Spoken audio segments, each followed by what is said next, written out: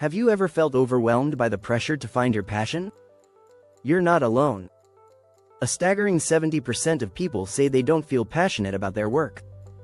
That's a huge number. In a world where "follow your passion" is a common mantra, many are left feeling lost and frustrated. But what if I told you that searching for passion might not be the answer? Instead, it could lead to stress, burnout, and missed opportunities. According to research, 85% of employees worldwide are disengaged at work, often because they are waiting for their passion to kick in.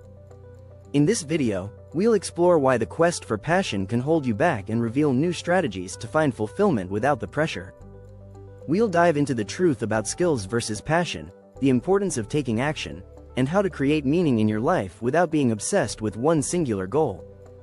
Are you ready to challenge the norm and discover a better path? Let's rethink what it means to lead a fulfilling life. Chapter 1. The Passion Paradox. Why it's overhyped. For years, we've been told to follow our passion if we want to live a fulfilling life. But is this advice actually helpful? More often than not, it leads to unnecessary stress and confusion. The idea that passion is some magical key to success is overhyped. According to a study from Stanford, the "follow your passion" mindset can actually narrow our view, making it harder to adapt to challenges. Instead of focusing on passion, we should think about flexibility and growth. The problem is, many people don't have just one passion. We feel pressured to find a singular thing that sets our hearts on fire, but it's normal to have multiple interests. Cal Newport, author of "So Good They Can't Ignore You," argues that focusing too much on passion can stop people from developing valuable skills. Instead, he suggests looking at what you're good at and building from there. Mastery often leads to passion, not the other way around.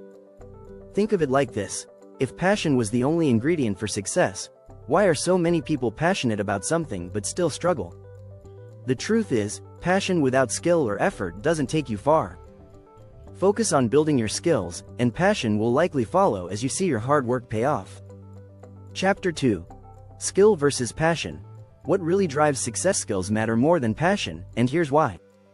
A study by Yale University found that those who pursue mastery in their field tend to feel more passion over time.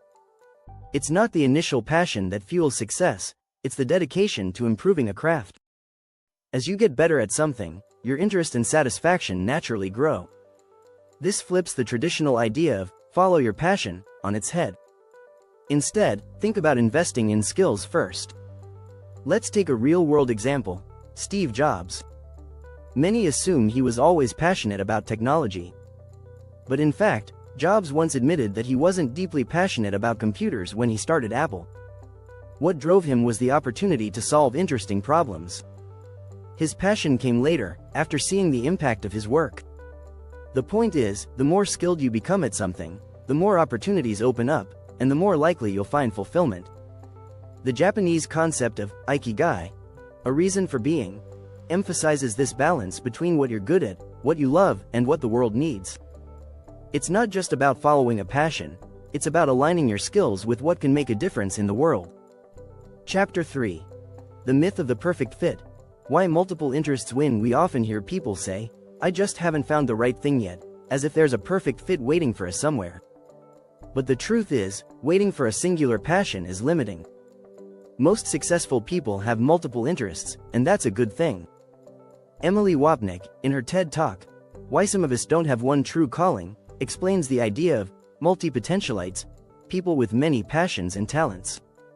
These individuals are often more creative and resilient because they can draw on different skill sets and perspectives. It's also worth noting that people who pursue multiple interests are more adaptable in today's job market. In fact, a report from the World Economic Forum states that 50% of all employees will need reskilling by 2025 due to technological advancements. Being versatile isn't just a bonus, it's becoming essential.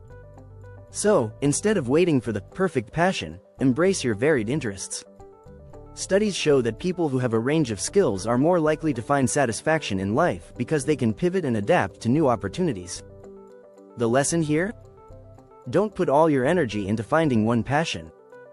Let your curiosity guide you in different directions.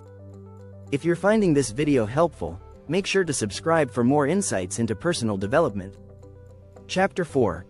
Action trumps passion.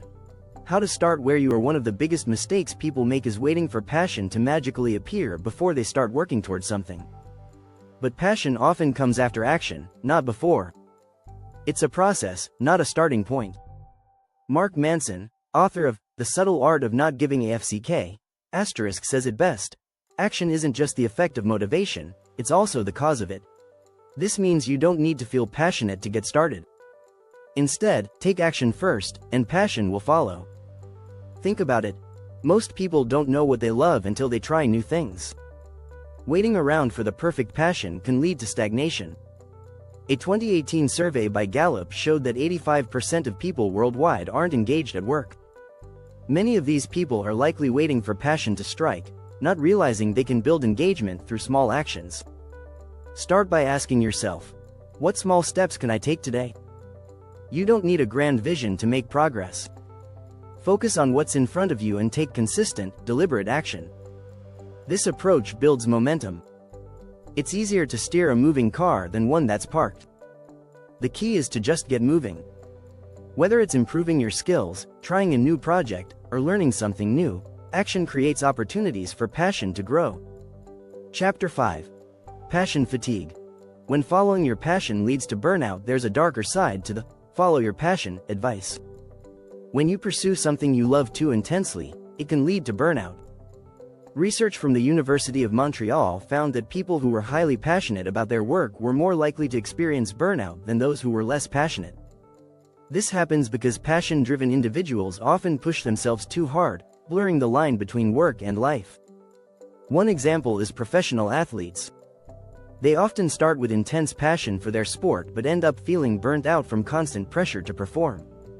When passion turns into an obsession, it can become unhealthy.